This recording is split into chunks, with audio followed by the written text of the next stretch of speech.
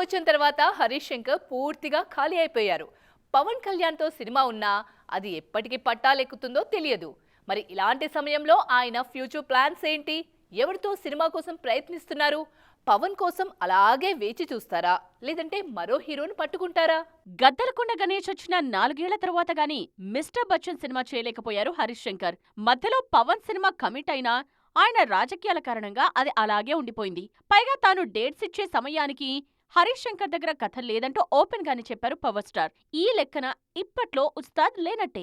ఆ మధ్య ఆఘమేఘాల మీద ఉస్తాద్ షూటింగ్ మొదలుపెట్టారు హరీష్ శంకర్. ఫస్ట్ స్కెడ్యూల్లోనే చాలా వరకు సీన్స్ చిత్రీకరించారు. ఇదే ఊపులో మరో నెల రోజులు పవన్ డేట్స్ ఇచ్చుంటే ఈ పాటికి సినిమా వచ్చి ఏడాది అయిపోయిండేదేమో. అయితే పవన్ ప్లాన్స్ మరోలా ఉన్నాయి కాబట్టి ఇవన్నీ ఇప్పుడు మాట్లాడి ప్రయోజనం లేదు. పవన్ కళ్యాణ్ సినిమా ఆలస్యమవుతోందనే గతేడాది రవితేజతో మిస్టర్ బచ్చన్ తెరకెక్కించారు హరీష్ శంకర్. రైట్ సినిమాకు రీమేక్ గా వచ్చిన ఈ చిత్రం డిజాస్టర్ అయింది. రామయ్య వస్తావయ్య తర్వాత హరీష్ శంకర్ కు వచ్చిన డిజాస్టర్ ఇదే. ఈ సినిమాతో మోస్ట్ ట్రోల్ డైరెక్టర్ గాను మిగిలిపోయారు హరీష్.